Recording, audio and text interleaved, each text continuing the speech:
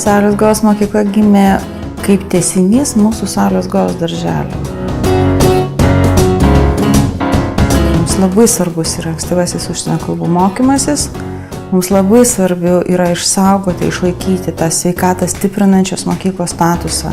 Mums labai svarbu yra, kad vaikai pasaulį pažintų visais savo pojūčiais ir kad ta idėja, kuri yra svarbi darželį, jinai rastų savo vietą ir mokykloje. 21 amžiaus mokykla negali būti tokia, kaip buvo 18, 19 ar 20 amžiaus net pabaigoj. Reikia ieškoti kitų kelių, kitų būdų. Tai buvo labai svarbu. Remiantis mokslo pasiekimais, neurobiologų pastebėjimais, tyrimais, sekant šiuolaikinio švietimo tendencijas, kurti mokyklą, logišką mokyklą.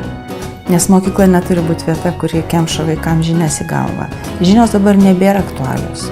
Dabar svarbiausia yra vaikų gebėjimas, vaikų vertybės. Dabar labai svarbu yra mokėti rasti informaciją, mokėti ją disponuoti, mokėti kritiškai ją vertinti. Vaikas geriausiai informaciją priima ir geriausiai jaučiasi ir jo atminty daugiausiai išlieka, kai jis nepatiria streso. Mums pavyko sukurti mokyklą, kurioje vaikai nestresuoja, jie lanko mokyklą su dideliu pasitenkinimu, jie nuolat gauna iššūkių, kas ypač svarbu berniukam. Ir pagaliau mūsų žinių lygis ir pasiekimai yra iš tikrųjų neprastesni ir netgi geresni negu turbūt visiškai tradicinių ugdymo modelių besilaikančių mokyklų. Kadangi statybų tai buvo mano projektas, mes bandom jį statyti sveiką mokyklą. Mes bandom statyti mokyklą, kuri yra graži. Ir mes bandom sukurti mokyklą, kokia yra funkcionali. Mums buvo labai svarbu turėti gerą apšvietimą. Tai arba natūralu, arba jį dirbti. Saulės šviesa turi didelę įtaką mūsų savijautą. Ir mūsų savijauta turi būti gera, kai mes norim dirbti. Ir dėl to mes labai kreipiame tą dėmesį. Tai gal vienas dalykas, kitas, aš manau, ir vaikams labai svarbu, kad mes supratom, kas mūsų supa aplink. Kad man labai svarbu medžiagos. Kad aš galiu viską liesti. Pavyzdžiui, mes turim molines sienas, arba mes statom iš šiaudų. Tai je labai sveika irgi sukūrė labai gerą tokią mikroklimatą. Ir mes nebandėm slėpti statybinės detalės. Pavyzdžiui, pas mus siena yra siena, mes matom plytos. Nes aš labai noriu, kad vaikai supranta, kodėl stovi šitas namas, kas laiko šitą namą. Aišku, vaikams turi būti įmanoma gerai dirbti toj aplinkoje. Visa erdvė yra mobili. Tai reiškia, negali būti, kad stalas visą laiką stovi vienu vietu. Kartais mes galim dviesi dirbti, kartais vienas. Aber kad ir penkies, arba visam rate. Mes žinom, kad motivacija tik gali būti vidinė. Mes negalim motivuoti kitą žmogų. Mes tik galim padėti atrasti save. Ir aišku, tai mes bandom žiūrėti, kai mes statom šitą mokyklą. Mano darbas yra labai smagus. Visų pirma, aš kalbu visą dieną angliškai ir vaikai girdi mane kalbantį tik tai angliškai. Nesvarbu, ar tai būtų pamoka ar ne. Ir valgykloje, ir koridoriuje, ir per varžybas, taip pat kaip ir Andrėjas kalba vokiškai, ir esu tas žmogus, kuris yra kaip ir užsienietis ir kuris padeda galbūt labiau įsisavinti tą anglų kalbą, užsienio kalbą. Visapusiško ugdymo siekimas nuo pat darželio ir mokykloje iš tikrųjų vykdomas per tą integruotą mokymąsi. Sauliaus Gojoj tu nesimokai tarsi vieno dalyko atskirai. Mes turim vieningas temas, kuriuose mokaisi. Integruotas mokymasis ir yra tas visuotinis, tas holistinis mokymasis, kuomet matematika ir lietuvių netampa atskiri dalykai, vien tik skirti technikam, tokiam įgūdžiams tobulinti, bet kartu tai yra labai prasminga. Tai yra prasminiai svarūs dalykai kažkokiam kontekste, temos kontekste. Mes skatiname bendradarbiavimą, mes diferencijuojame darbą pagal vaikų sugebėjimus, dirbame grupėmis, vaikai padeda vieni kitiems, iš tikrųjų tas ir pasiteisino, mes patys matome rezultatus, mes turėjome, kad ir tokį labai formalų dalyką kaip kengūros konkursas ir iš tikrųjų iš mūsų būrelio nedidelio vaikų labai daug mes gavome tokių apdovanojimų. Būti bendruomenėje reikia mokytis visiems, ir suaugusiems, ir vaikams.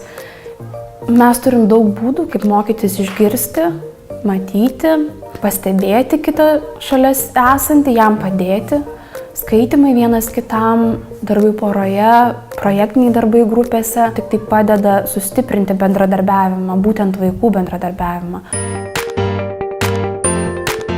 Aš čia jau 2 metus dirbu ir pamačiau, kaip viskas daroma, kaip viskas mokoma, kaip vaikai atsipalaidavę, kiek tos yra erdvės jų kūrybiškumui, laisvėjai, galų gale ir iš kitos pusės mokslui. Ir galvoju, taip, aš norėčiau, kad čia mano vaikas mokintųsi ir galų gale viskas taip įvyko. Šita vieta net ir iš tiesų aplinkos prasme yra nuostabi, tai miškas toli nuo miesto, vaikai ir veiklos turi, be galo daug užsiėmimų turi, yra lavinami įvairiapusiškai. Įvairių buvo ir dienų, ir vaikų, ir mum, bet nei vienos dienos nebuvo tos, kurią sakytume, kad gal ne visai gerai pasirinkom. Mūsų dukrai lyg ir viskas tvarkoj mokslų prasme, dalyvauja įvairiose olimpiadose, tiek kiek pradedukam jų yra su puikiais rezultatais, tai matyt, kad mokslo taip pat šitoj netradiciniai mokyklai niekas neapleidžia. Apsispręsti padėjo daug dalykų. Visas tas komplektas, tos ir ekologinės idėjos, ir tos dvikalbystės, mums to tikrai reikėjo. Gal ne iš karto, bet laike pasijuto, kad yra visai kitoks požiūris į asmenį, į asmenybę, yra noras jį ne priversti kažką daryti, o atskleisti, atrakinti, kad jis kažką imtų daryti pats. Ich glaube nicht, dass die Kinder in der 1. und 2. Klasse wirklich viel Wissen erlernen müssen, sondern ich glaube, dass sie viel mehr Methoden erlernen. Sie lernen vor allem Sozialverhalten, sie lernen Kompetenzen im Diskutieren, im sich bestimmte Inhalte zu erschließen, sich Themen zu erschließen. Sie lernen interessiert zu sein, neugierig auf die Welt zuzugehen. Und das finde ich viel wichtiger als Wissen zu lernen. Kai mes sukūrėm vaikų darželis į mokyklą, aš noriu būti, kad mūsų įstaiga yra švyturys Lietuvos švietimo landšafte. Man labai patinka, kad pas mus žmonės važiuoja iš kitų mokyklų. Mes turim pavyzdžių prieš metus didelį delegaciją pradinės mokyklos ir vaikų darželis direktorius 50 žmonių. Jie visi atvažiavo pas mus į pastebę, kas pas mus vyksta. Ir aš manau, taip galima įtakoti visą sistemą, ir tai mes norim, nes mes norim, kad mūsų vaikai, arba bent mūsų anūkai eitų į mokyklą, kur mums patinka. Kuri dirba efektyviai. Esame mokykla, kuri nenori kurti savo mokyklos vizijos susėdus suaugusiems. Mes manom, mes turime atsispirti nuo to, ko nori vaikai.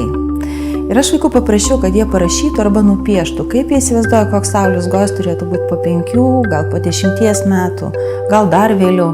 Ir buvo be galo malonu skaityti ir matyti tos piešinius, kuriuos vaikai mums davė. Savo rašinios vaikai rašė, kad mokykla jaučiasi labai gerai, kad čia yra labai geri draugai, kad yra labai geri mokytojai.